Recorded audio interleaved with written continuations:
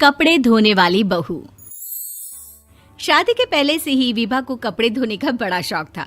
कभी नल के नीचे तो कभी तालाब के पास। अरे मेरी नीली वाली लुंगी नहीं दिख रही है। विभा की अम्मा, कहाँ रखी है लुंगी? अरे वो तो विभा ने परसों ही धोकर रखी थी आपकी अलमारी में, देखो वहीं होगी। वो ना मैंने आज धो दी, मुझे लगा कि गंदी हो गई होगी। अरे कैसे गंदी हो गई थी? उसे तो मैंने पहना भी नहीं। हे भगवान, इस लड़की के कपड़े धोने की आदत से परेशान हो गया हूँ मैं। जितना तो घर में राशन नहीं आता, उससे कहीं ज्यादा डिटर्जेंट पाउडर का खर्चा है। इसकी शादी करवा दो, शादी जाए अपने घर में ही करे काम, फिर चाहे घर के कपड़े धोने हो या पूरे गांव के। हाँ ठीक बोल रही हो, देखता हूँ मैं कोई लड़का। वो दिन भी आ जाता है जब विभा को देखने लड़के वाले आ जाते हैं। लड़की मुझे अच्छी लगी। होने वाली सास कहती है, बेटी अगर कुछ पूछना है तो पूछ लो। वैसे तो हमारी लड़की बहुत ही शर्मीली है, जो बोल दो वो मान लेती है, इसे क्या पूछना होगा। अरे कैसी बात कर रही हो माँ, मुझे इन लोगों के घर रहना है, सवाल तो कई है। हाँ हाँ बेटा, पूछ लो ना, क्या पूछना है। आप लोगों के घर कपड़े कौन धोता है? सास का मुंह बन जाता है। देखो, अगर तुम ये कहना चाहती हो कि तुम्हें कपड़े धोने नहीं आते तो सुन लो, कपड़े मैं ही धोती हूँ, लेकिन तुम्हारे आ जाने के बाद मैं रुमाल तक नहीं धोऊंगी। अरे चुप रहना भाग्यवान, बहू बेचारी घर आई नहीं, उसे डराना शुरू कर दिया। वो क्या है ना बिटिया, अभी तक तो ये कल्लू की माँ ही धोती थी, लेकिन अब तुम्हारे पापा तो दहेज में वॉशिंग मशीन देंगे ही। तभी विभा की माँ बोल पड़ती है, सवाल भी पूछा तो क्या। वैसे भाई साहब, मशीन की तो फिर भी कपड़े धोने की कैपेसिटी होती है। मतलब जो बिटिया दे रहे हैं ना विभा, इसे कपड़े धोने का बहुत शौक है। ये आप लोगों के क्या, आस पड़ोस गांव मोहल्ले सबके कपड़े धो दे और उफ तक ना करे। बाहर देखा नहीं आपने कितने कपड़े सूख रहे हैं? सब हमारी बिटिया ने ही तो धोए हैं। बस भी करो ना माँ, शर्म आ रही इतनी तारीफ सुनकर।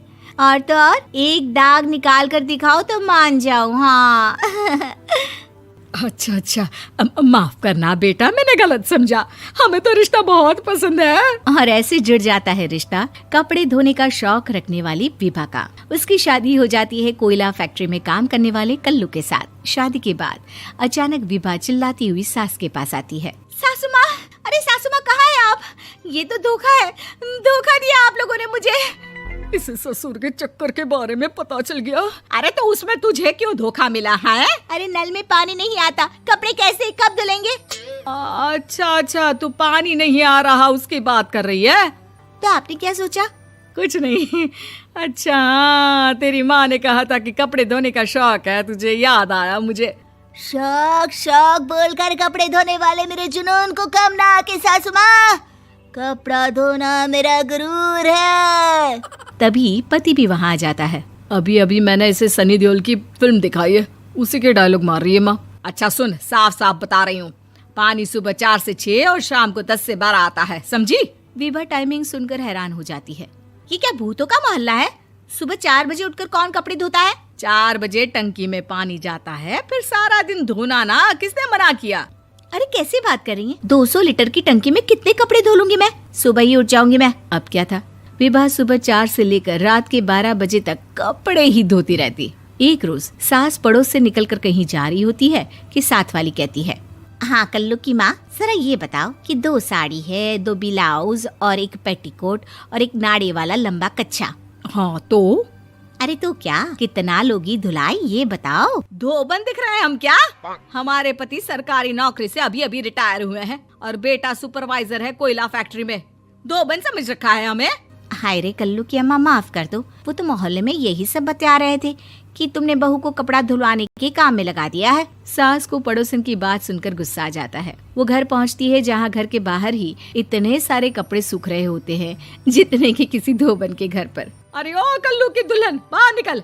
माँ जी यहीं आ जाओ, बाथरूम में चादर धो रहे हैं हम। अरे अभी हम धोते हैं, तुमको बाहर निकलो। ये आस पड़ोस वाले बोल रहे हैं कि हम बहू से कपड़े धुलवा कर उसे कपड़ा धोने वाली बना दिए हैं। अरे छोड़ो ना माँ जी, किन लोगों की बातों में आती हो? आस पास के लोगों का तो काम ही होता है कि वो किसी तरह सास बहू को लड़ा दे। बहू सारे घर के कपड़े धोती है, ये क्या कम है? बोलिए। सास को भी लग जाता है कि वो बहू का ये सनकीपन नहीं छुड़वा सकती, इससे अच्छा है कि खुद ही चुप हो जाए। एक रोज सास और बहू मंदिर जाते हैं, जहाँ सास की साड़ी वहाँ खड़ी भीख मांगने वाली से मिलती है। माँ जी क्या बात है, आपकी साड़ी उस भिखारन से कितनी मिल रही है ना? हाँ हाँ देखो तो, दोनों की साड़ी मिल रही है। क्या बात है कल्लू की अम्मा, तुम खुद को तो अफसर की बीवी बताती हो और ऐसी सिंपल सी प्लेन साड़ी पहनकर घूमती हो। सिंपल और प्लेन नहीं है ये साड़ी। तो क्या सोने के धागे से फूल बने हैं? कुछ भी सासू माँ, कुछ भी। हाँ बने थे इस साड़ी में सोने के धागे से फूल। मेरे पति लेकर आए थे मद्रास से स्पेशली मेरे लिए 10,000 की। ताहे भाई साहब इस भिखारन के लिए भी सेम टू सेम साड़ी लेकर आए होंगे 10,000 की। सास उस वक्त तो कुछ नहीं कहती, लेकिन बहू के साथ घर आती है और अलमारी से एल्बम निकाल कर लाती है। ये साड़ी देख रही है, ये वही साड़ी है जिसे मैंने अभी पहना था। इस साड़ी में ये जो चमकदार फूल दिख रहे हैं ना, ये सोने के धागों से काढ़े गए हैं। लेकिन तू लोकल वॉशिंग मशीन ब्रश से घिस घिस कर सारे फूलों को निकाल कर साड़ी प्लेन कर दी। मुझे माफ कर दीजिए सासू माँ। और तो और, जब मैंने तुझे तेरी गलती के लिए कुछ नहीं कहा, लेकिन तूने तो सबके सामने मेरा मजाक ही बना दिया। क्यों? बहू को समझ में आ जाता है कि अब से उसका कपड़े धोना बंद।